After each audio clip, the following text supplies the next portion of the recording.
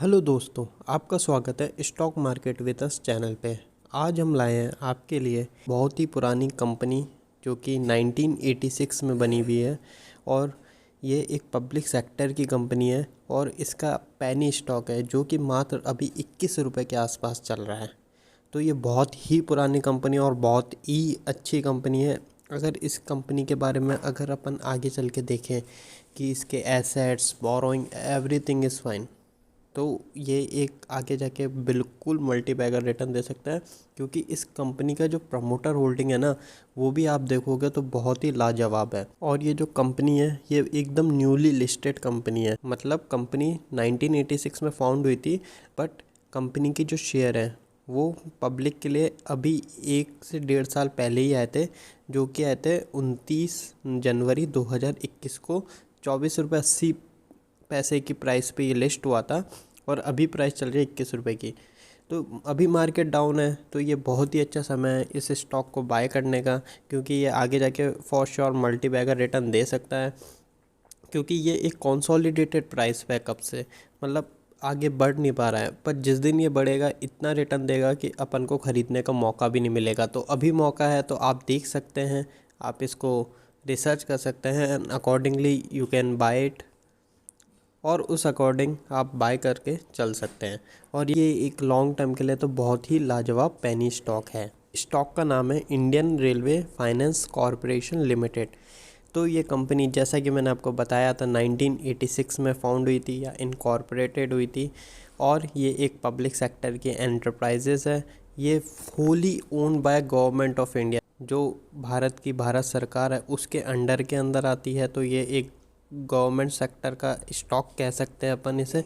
और ये primarily engage होती है, मतलब इसका जो मुख्य एंगेजमेंट है वो है फाइनेंस से रिलेटेड स्टॉक एसेट्स, और जो रेलवे इंफ्रास्ट्रक्चर होते हैं उनके जो एसेट होती है उनको लीज पे देने का काम होता है। तो ये पूरी जो एंटिटी है ये आती है मिनिस्ट्री ऑफ रेलवे। चलिए अब हम इसके मार्केट कैप की तरफ चलते हैं, जो कि है 28,359 करोड़ रुपीस, जो कि एक बहुत ही अच्छा मार्केट कैप है और बहुत ही बड़ा मार्केट कैप है। अगर मैं इसके करंट प्राइस की बात करूं तो 21 रुपये 70 पैसे पे। वहीं 52 वीक हाई की बात करूं तो ये अभी न्यूली लिस्टेड कंपनी है, तो इसका जो 52 वीक ज़्यादा हाई नहीं है और वो है 26 रुपये 40 पैसे। और वहीं 52 वीक लो की बात करूँ तो वो है 20 रुपये 90 पैसे। तो ये अभी 52 वीक लो के आसपास ही चल रहा है। इसके पी रेशो की बात करें तो वो भी 4.66 है। वहीं मैं अगर बुक वैल्यू की बात करूं तो वो 30 रुपये 20 पैसे है। तो ये अभी अपनी बुक वैल्यू से नीचे ट्रेड कर रहा है। तो बुक वैल्यू से नीचे ट्रेड कर रहा है, तो ये पक्का बुक वैल्यू को तोड़ के और ऊपर जाने की कोशिश करेगा। ये कंपनी डिविडेंड भी देती है, और जो इसका जो डिविडेंड यील्ड है वो है 4.84%। तो कंपनी का एक और फ़ायदा है कि अपन को स्टॉक का जो रिटर्न मिलेगा साथ साथ अपन को डिविडेंड भी मिलेगा, जो कि कंपनी हर साल देती है। अब हम प्रॉस की बात करते हैं, तो प्रॉस में सबसे पहला जो है वही है जो कि स्टॉक है अभी अपनी बुक वैल्यू से नीचे ट्रेड कर रहा है, और कंपनी गुड डिविडेंड भी देती है। वहीं कंपनी का जो प्रॉफिट है वो भी बहुत ही अच्छी तरीके से बढ़ रहा है लास्ट 5 साल के अंदर।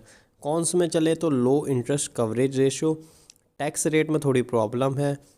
वहीं कंपनी का जो रिटर्न है इक्विटी पे वो 3 साल में कम है, बट वहीं प्रॉफिट की बात करें 5 साल में तो वो बहुत अमेजिंग है। कंपनी के सेल्स की तरफ भी नज़र डाल लेते हैं, और कंपनी का जो सेल्स है वो लगातार बढ़ रहा है।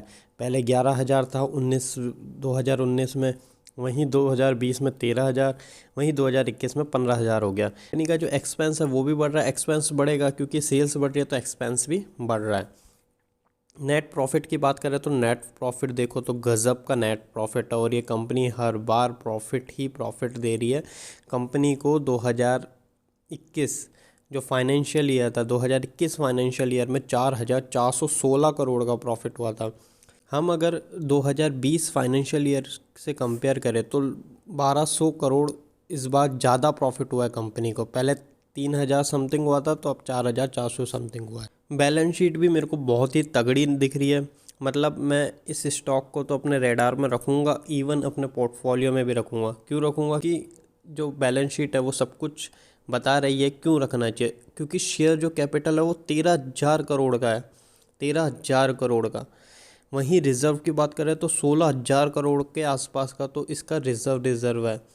बोरोइंग जो है, कंपनी जो बोरो करती है, मतलब कंपनी किसी से उधार लेती है, वो भी कंपनी लगातार रिड्यूस करने में लगी हुई है। ऐसा नहीं है कि बढ़ रहा है, नहीं, कंपनी रिड्यूस करी है। कंपनी की जो टोटल लायबिलिटीज़ है वो भी इंक्रीज़ हुई है।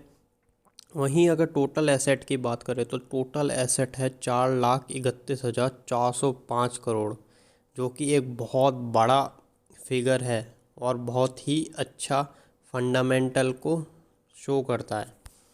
आखिरी में चलते हैं शेयर होल्डिंग पैटर्न की तरफ। शेयर होल्डिंग पैटर्न की तरफ चले तो प्रमोटर ने इतना भरोसा दिखाया, प्रमोटर हो, फॉरेन इंस्टीट्यूशन हो, डोमेस्टिक इंस्टीट्यूशन हो, सब मतलब लगे हुए हैं इस स्टॉक के पीछे। प्रमोटर की होल्डिंग है 86% के अराउंड। वहीं अगर मैं फॉरेन इंस्टीट्यूशन की बात करूं तो वो भी 1% है। मतलब आप देखो कि पहले के मुताबिक फॉरेन इंस्टीट्यूशन ने अपना पैसा बढ़ाया ही है। डोमेस्टिक इंस्टीट्यूशन की बात करें तो वो भी 3% के आसपास है, पब्लिक का 9% है।